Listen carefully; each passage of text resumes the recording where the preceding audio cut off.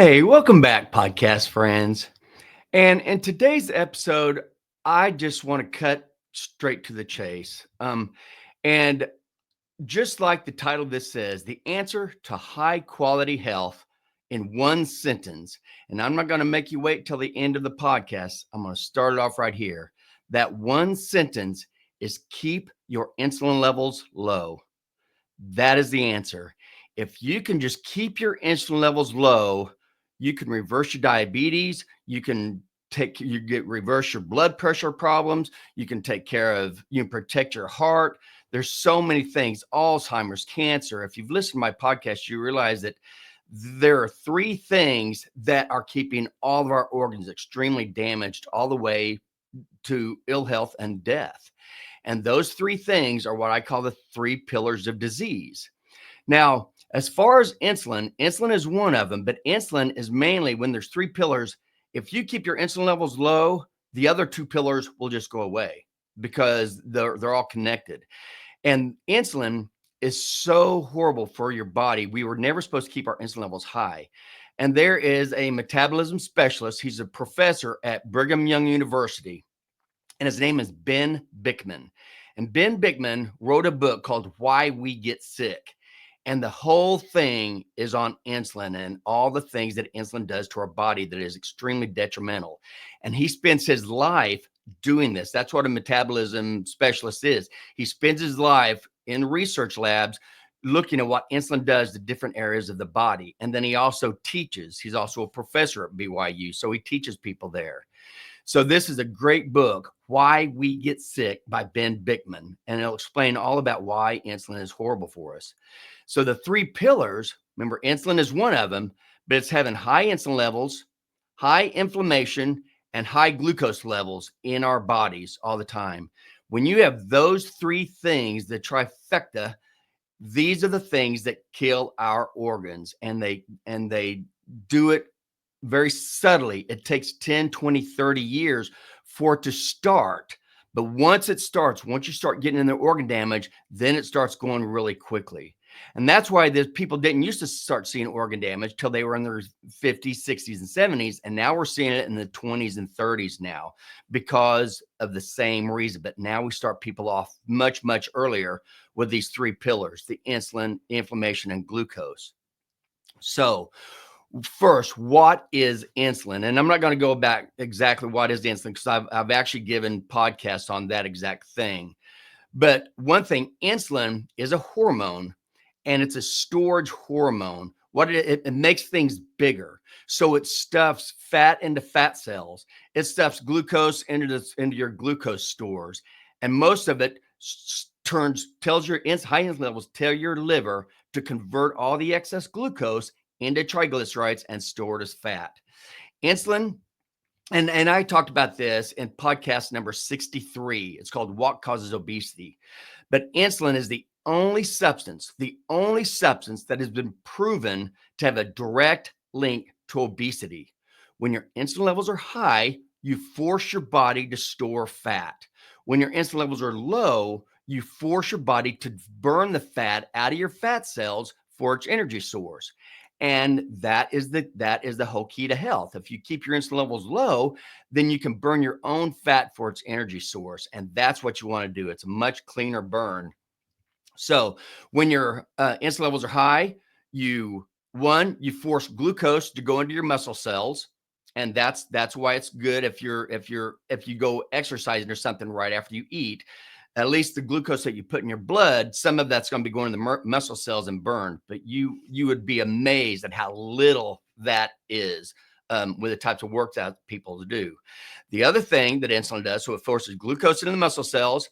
It forces glucose into the glucose storage, which is glycogen storage. But remember, you only have 10% of your liver and 1% of each muscle cell that actually stores glucose as glycogen. And that 1% of the skeletal muscles is only good for that one skeletal muscle. So really, you're only talking about 10% of the liver, and that's all the glucose stores. And since most of us eat glucose all the time in the form of carbohydrates, plant-based foods, since most of us have high glucose all the time, our glucose stores usually do not get empty. So it forces glucose in the muscle cells, forces glucose into the glycogen stores, And then all the rest of the glucose that we aren't burning up or storing, all the rest of it gets converted. The insulin actually tells the liver, convert that glucose into triglycerides. Then it ships those triglycerides out in these little fat mobiles that go around to your cells. And then insulin tells your body, store those triglycerides in the fat cells. So again, that's why insulin forces fat into the fat cells. When you do this for so long, when you keep eating glucose, keep eating carbohydrates, keep eating these plant-based foods all day long, you keep your insulin levels high because you keep your glucose high. So now the insulin level is high all the time. And when your insulin levels stay high all the time, that's when you end up with insulin resistance. Okay. So how insulin starts, one, you eat glucose and your body produces insulin to get that glucose back down because your body does not want a high glucose level. Now, you keep eating glucose in the form of carbohydrates, plant-based food. When you continue to eat glucose over and over and over again, it starts to take more and more insulin to take care of that glucose, because what's happening is that glucose is getting turned into triglycerides, stored in your fat cells, but your fat cells can only hold so much before they get full.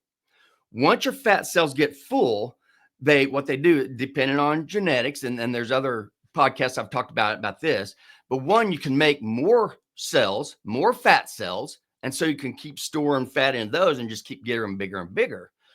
But a lot of people, they can't make more fat cells. And there's a whole issue of diseases that can happen just from being overweight as well, obese as well. However, when you keep storing this fat into the fat cells and the fat cells get full, there are some genetics that can't make more fat cells. And so what happens is the body starts storing this fat around the organs. So that's what insulin resistance is.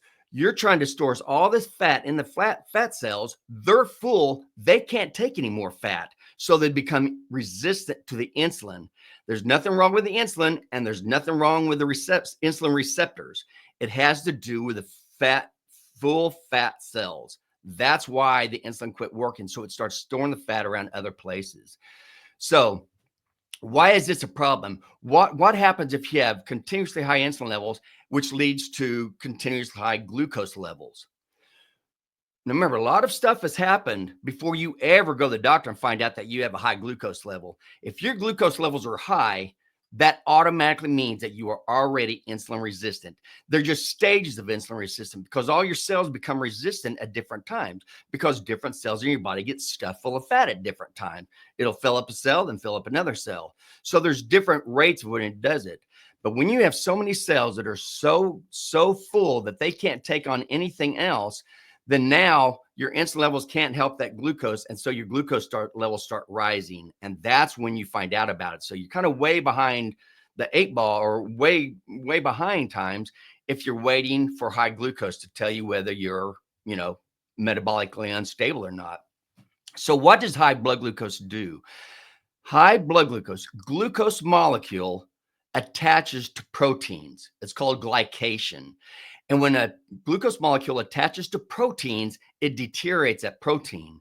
And our whole body, every organ in our body, including our skeletal system, our muscle system, every organ in our body, our brains, everything is made out of proteins. So when you keep your glucose high, you start glycating all these proteins, and you make these proteins where they do not function appropriately. And that's why. And a perfect example of this is the A1C. When you go to the doctor and they test your blood glucose, they tell you what your A1C is. And they tell you that an A1C of 5.7 to 6.4 is pre-diabetes. Anything over 6.4 is diabetes. Those are man-made numbers, but still it lets you know that you are on your way to diabetes. Just the fact that your glucose is going up lets you know that. Now, the body, we've known since the beginning of time. Well, we haven't known this, but the way our bodies are made is our bodies, when our blood glucose gets around 150 milligrams per deciliter, we automatically spill glucose into our urine. That's how our body gets rid of it.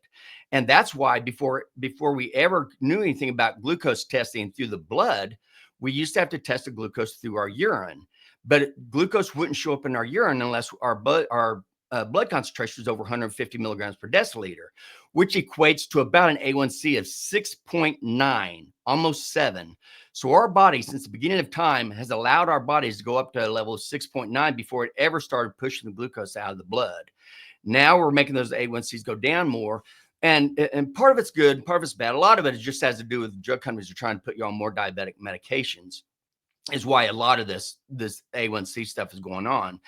But the fact is, if you have an A1C that is higher, if it is getting higher when you go to the doctor, then that does mean that you are having insulin resistance. You're under insulin resistance and just going to keep getting worse. Now, the problem with this, one, we say glycation. So that's what the A1C is. Glucose attaches to the protein in the red blood cells. And once it attaches, it does not come off. It just keeps it. And the higher glucose is, the more glucose keeps getting attached to those proteins and it deteriorates it. And that's why we can test the A1C. That's just a glycated hemoglobin is all that is. That's another name for it. So high blood glucose attaches to the proteins called glycation. Your whole body's made out of protein. And so this is why you start getting all the damage that you get. The other thing is, remember, when you have excess glucose, our whole body only takes about, if you look at our whole bloodstream and you take out all the sugar out of our blood, you're only going to get about 2 teaspoons full of glucose or sugar. Okay. So about a teaspoon of glucose, which means 2 teaspoons of sugar, since sugar is half glucose, half fructose.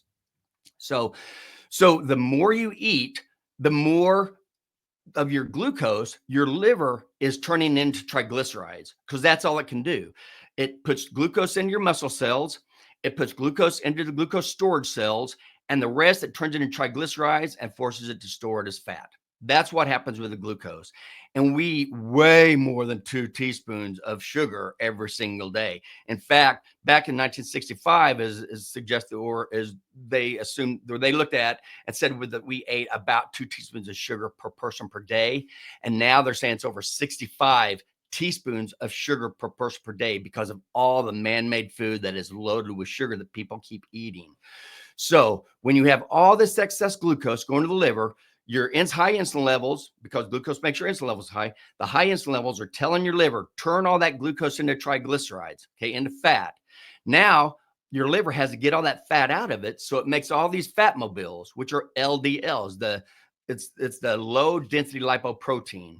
And remember, that is not cholesterol. They call LDLs cholesterol. That's not cholesterol. It's a lipoprotein. It is an actual, it has fat, it has triglycerides, it has cholesterol, and then it's wrapped in a protein shell. So that's what an LDL is. The more glucose you eat, the more triglycerides you make. The more triglycerides you make, the more your liver has to get triglycerides out of the liver and around to your fat cells. So the more LDLs that they have to make. So if you have a high LDL level, that's because you're eating too many carbohydrates. You're eating too many plant-based foods, mainly man-made food. That's where almost all this comes from. If you're just eating fruits and vegetables and eat very little of those, you're going to be fine. You should eat seasonally. There is things, but that's not my big complaint. And if you do eat vegetables, eat the ones that grow above the ground, because the ones below the ground, like potatoes and carrots and all that, those have a lot of starch, which is just very complex glucose. Your body still turns it into glucose. So that's why I'm mainly talking about carbohydrates and the man-made carbohydrates. So you increase your triglycerides. If your triglycerides are high when you go to get your blood cholesterol checked, then you need to back off on the carbohydrates or stop them totally. You don't have to eat any carbohydrates. Our bodies do not need them. It can make all the glucose it needs out of protein, and can make all the glucose it needs out of fat. So eating it isn't a problem. So now when you have all these triglycerides that your liver's producing, now you have all these little fat mobiles, these little LDLs that are driving around in your blood, trying to deposit all this fat where they can. What happens is you have so many, and you have so many triglycerides stuffed inside each of these LDLs, that what it ends up making is it makes it where once their cells get rid of all these triglycerides, they shrink down to a size that's smaller than they normally would. But that's because they started off with way more triglycerides than we normally would. So when they get rid of all those triglycerides in the fat cells, they shrink. When you have these small, dense LDLs, those are the ones that are causing all the issues. They're small because they were stuffed with triglycerides. Now those triglycerides are gone, and so it's even smaller. The liver doesn't like to take those up. so they stay in your system longer. The more they stay in your system, the more chance they have of one having glucose attached to them, so they get glycated. The other is all the inflammation that's also attached, and that makes your red blood cells and everything very, very sticky. And this, when these small, dense LDLs get in your blood vessels, and that's when it starts causing all the damage with your blood vessels. And that's what leads to all the diseases that we have right now, is that. So if you decrease your glucose, your carbohydrate intake, then you decrease your glucose intake, which means you decrease your LDLs, which means you decrease your small, dense LDLs, which means you decrease all the blood vessel damage that you're getting, which means you decrease the organ damage and the death. So it all goes back to one thing. And the other thing is when you use glucose for your energy source, like glucose is only our fight or flight energy. That's all it was ever supposed to be used for. Our fat is supposed to be the energy that we live on all the time. That's the way our bodies are made. God made us that way on purpose, because back when we were first made, you could go days without eating. And so you needed a source that would stay on board. And that's what fat is. Glucose is not. That's your quick energy. But by being very quick energy, what happens is when it gets metabolized, when fat and glucose, both as they get metabolized for energy, the byproduct is carbon dioxide that you breathe out and water that you pee out. Those are the byproducts of glucose and fat metabolism. However, when you burn glucose, you also end up with free radicals, these reactive oxygen species that are floating around. So just the fact that you're using glucose for your energy source instead of fat, you have a lot more of these reactive oxygen species that are floating around, or these free radicals. And that's why everybody's telling you how important it is to take antioxidants, which would be things like vitamin C, because these will help that. However, fat also is LDLs. Remember, there's good LDLs and bad LDLs. Okay. The large point LDLs, perfectly fine, been around with us forever. Small, dense LDLs, this is a newcomer on the scene. And this has only happened since our dietary guidelines, a little bit before that, when we were eating all these carbohydrates. That's when the small, dense LDLs, came on board. But it's been shown that LDLs, the good large point LDLs, they are also antioxidants. They can help with that. And they also are antibiotics. They can help kill infections as well. So LDLs are not bad. Small, dense LDLs are bad, and those are caused from triglycerides. Okay. None of this is caused by eating fat. So that's what happens when you keep your insulin levels high. So what increases your insulin levels? Like we said, glucose.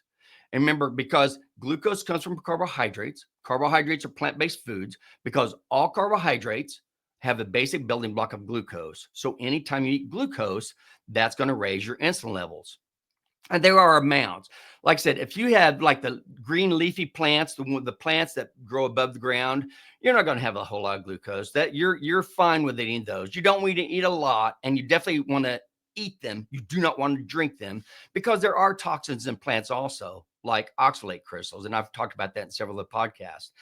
But so leafy plants are going to be better and less glucose. So you're talking about, whatever, broccoli, Brussels sprouts, whatever. So you know what leafy plants are.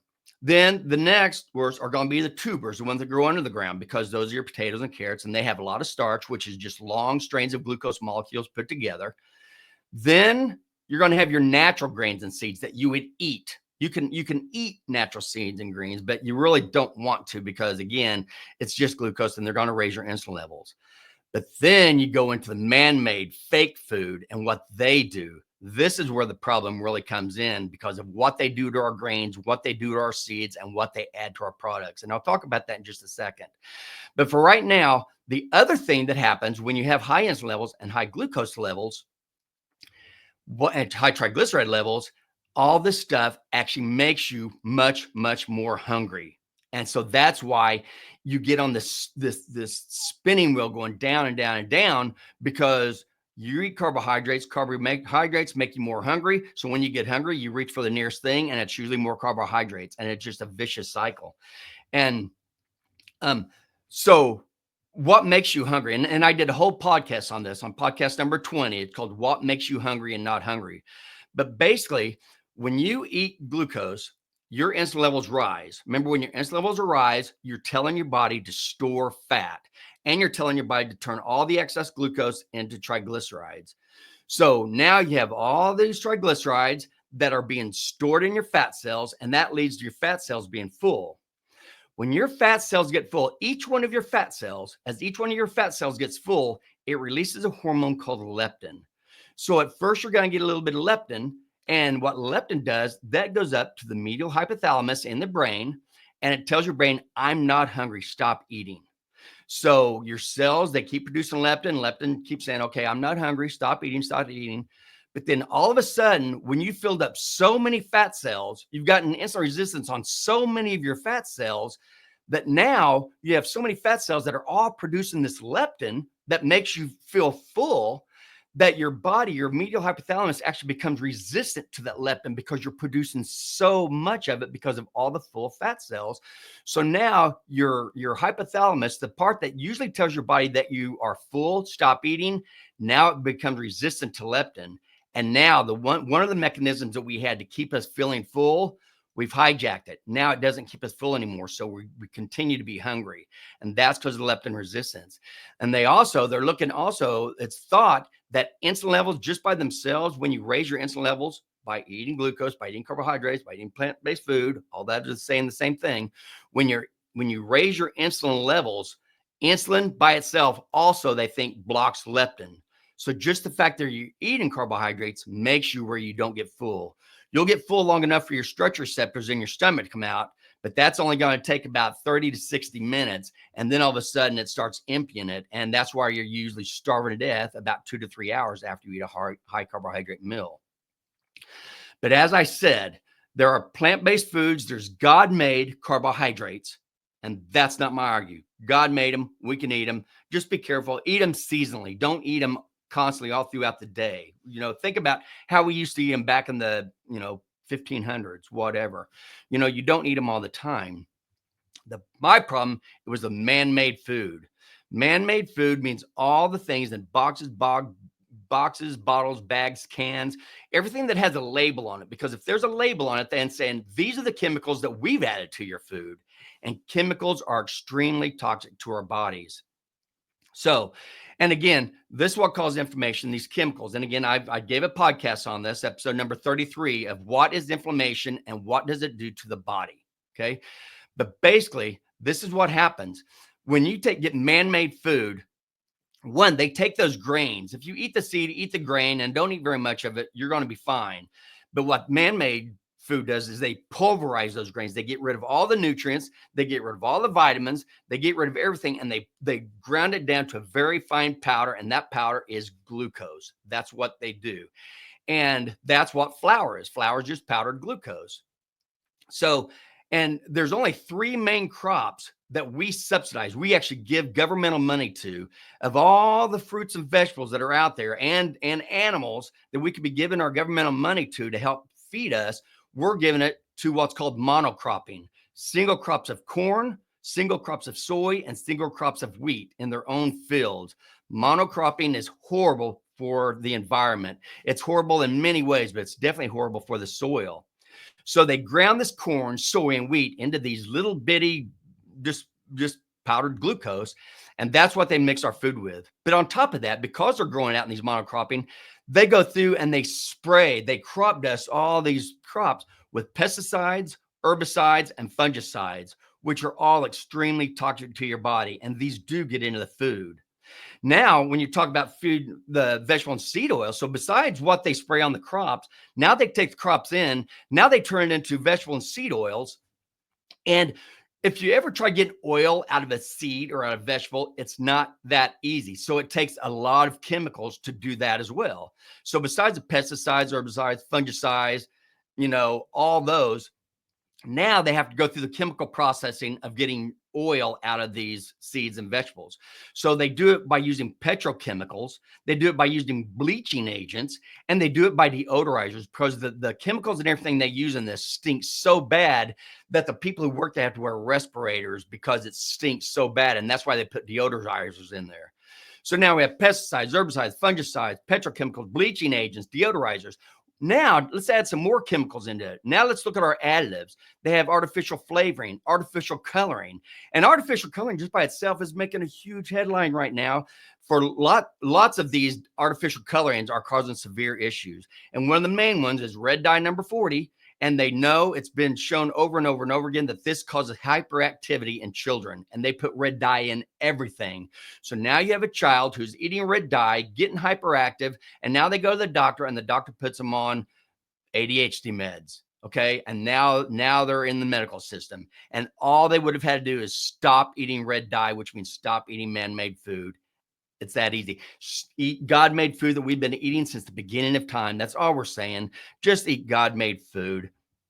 And then there's also the artificial sweeteners that they put in this. So those are chemicals. That's what I just now laid. And all those chemicals are extremely toxic to your body. Your body does not want this. So now that's our grains and seeds. All man-made food is made out of those things. Ultra processed grains and seeds, chemicals, okay, and things that cause inflammation like sugar and high fructose corn syrup. They put that in everything. Fructose also is extremely inflammatory to your body. So with all this, with the ultra processed carbohydrates, the sugar and high fructose corn syrup, and these vegetable and seed oils, those three things are killing us. And that's what all man-made food is made out of, including infant formulas that are made by these food companies as well. So let's look at the third pillar. Third pillar is high fructose corn syrup or sugar. Okay. Glucose, remember, high fructose corn syrup and sugar are the same thing. It's part glucose and part fructose. With sugar, which is sucrose, it's 50% glucose, 50% fructose. With high fructose corn syrup, it's more like 55% fructose and 45% of glucose. And they tell you this is healthy. Fructose is healthy. This is a lie, a blatant, outright lie. They tell you that fructose is healthy because it doesn't raise your insulin levels. That's true. That has nothing to do with why it's toxic. They also tell you that fructose is healthy because it's low on the glycemic scale. Of course it is, because the glycemic index scale measures glucose. This is fructose. It's not glucose. There are 3 monosaccharides. There's fructose, glucose, and galactose. That's all. So if you were testing glucose on a fructose scale, glucose would rank really low on that as well. So none of those hold water at all. The fact that fructose, and again, I gave a podcast on this, episode number 6. What is fructose and why is it poison? But basically, your body can't metabolize fructose. So you eat fructose, it goes straight to your liver. Your liver either turns it into glucose if you need it to restore your glycogen stores or glucose stores. But chances are you never needed that because it usually has glucose in it anyway. So it mostly just goes to these other things. So fructose gets turned into uric acid, which increases gout and also increases blood pressure because uric acid blocks nitric oxide, which is your body's own natural antihypertensive. Uric acid blocks that, so your blood pressure goes up. It also, fructose, the other thing gets turned on into is inflammatory mediators. So just the fact you eat sugar or high fructose corn syrup, you're also putting inflammation into your body along with all these other chemicals. Then after that, all the rest of fructose, the majority of fructose that you eat gets turned immediately into triglycerides and stored in your fat cells. So anytime you eat sugar, you might as well just think of that as that's what's going into your fat cells. And that's what makes it hard. So I know fructose tastes good. I know it's sweet. That's how it gets you. That's how Satan works with everything. It always makes sin look pleasing, makes it look pleasant until it doesn't. And that's exactly what this is. So again, I'll wrap this up. 3 pillars of disease. We said it's high insulin levels, high inflammation, and glucose. The reason I say that if you only look at insulin, that's going to take out almost all this, because if you are only looking at your insulin levels, you cannot eat man-made food because all of it makes your insulin levels go high. So you need to stick with God-made foods. Okay. So your insulin levels go high, and so that's where the insulin levels, and we explained what happens when your insulin levels go high. Inflammation was the other one. If you're keeping your insulin levels low, you're not going to be eating man-made food. So you're not talking about excess carbs, you're not talking about excess inflammation, and you're not talking about excess fructose. So you get rid of all those right off the bat. No chemicals and no fructose. And then when you decrease your glucose by not eating on that man food, you decrease your glucose levels. By decrease your glucose levels, you're going to start decreasing your insulin levels and you're going to become insulin sensitive again. That's what will happen. But depending on how much fat you have on your body, it may take 2, 3, 4 weeks of not eating carbohydrates for your glucose levels to come down and for all of a sudden your insulin levels start, your cells become a little bit more insulin sensitive. And you can reverse type 2 diabetes. I've seen it done personally so many times. I know for a fact this can happen, but it cannot happen with medications. So stop eating the man-made food. You're going to decrease all that. You're going to decrease your glucose because you're not going to be eating all this flour and sugar and high fructose corn syrup. And, depending on how bad you are, you might want to stay away from starchy vegetables. If you feel like you're pretty fit, you're healthy, you're not on any medications at all. If you're on any medications for high blood glucose, I would not eat tubers. I would not eat the plants that grow below the ground. If that was me, I wouldn't do it. It's like, if you have trouble getting rid of glucose, why would you eat this part of the plant, even though it's natural? Why would you put so much glucose in the form of starch into your body? It all depends on what you want to do with your health. So, and the other thing, I mentioned it earlier, when you eat your fruits and vegetables, eat them. Do not drink them, because you don't need fruits and vegetables at all. You don't need, you can get everything you need from meat. So if you just want to have some fruits and vegetables to make your meal exciting, or whatever your thoughts are, that's fine. But you don't want to eat too much. And when you do eat fruits and vegetables, if you're eating mostly fruits and vegetables, those aren't going to stay in your gut very long. So they need fiber to be able to stay in your gut for a longer period of time, so your glucose levels don't go so high. When you blend them, when you drink them, you're deteriorating all that fiber. And now with that gone, you've just turned it back into a glucose drink. So they try to make you think it's healthy because it's natural, but it's not, because it's still glucose. And now when you put it into a drink, you chop up all the starch. So now the glucose that is in there is now going to get into your body. Now, granted, you're eating the plant-based food usually in these shakes, so there's not a whole lot of glucose, but still, it depends on how much you shake and how much you drink. And there's also things like oxalate crystals that are also in these fruits and vegetables that can also cause a lot of damage inside your body. And I've talked about that in past podcasts. So that's why, if you want to eat healthy, it's the goal, if you just want to be very healthy, is only eat animal products. That's the goal. But I know a lot of people can't do that for whatever reason. But if you do want to eat plant products, then just eat the ones that God made. Do not eat the one that man made, because they will have glucose, but not as much. And you're not going to worry about all the chemicals and everything else that you got in your food. So that's why if I say keep your insulin levels low, that automatically means you're not eating in the God-made products. Keep your insulin levels low means you're automatically not eating tubers, the plants that grow underneath the ground. Keeping your insulin levels low also means that you're not eating all the sugar and you're not getting all these chemicals in the man-made food. So that's why, even though there's 3 pillars to disease, if you just focus on keeping your insulin levels low, that'll take care of all the rest of it. So I hope you can do that. I would love to help you be able to do that. We have now come up with a course that you can take. If you go on to drstevehewlett.com, there's a tab at the top that just says work with us. No pressure. This is totally up to you. But if you click that button, you will get 50 different videos. They're all about 10 to 15 minutes that will go through getting your house cleaned out of all the toxic man-made foods, getting your minds cleaned out of all the toxic thoughts, and getting your bodies cleaned out of all the toxic glucose and triglycerides that we're putting into our bodies. So this will be something that'll help you get through all that. A lot of it is going to be sit back and learning from these little 10 to 15 minutes, because what we want to do with this course is we want to teach people exactly what nutrients do inside their body. So now they can actually have an educated decision on whether they want to continue to do that or not. Because once you go through our course and once you learn this, you can never go back. Now, if you start getting unhealthy again, you can think about what nutrition you're giving your body, and you'll know what you need to correct to get back online.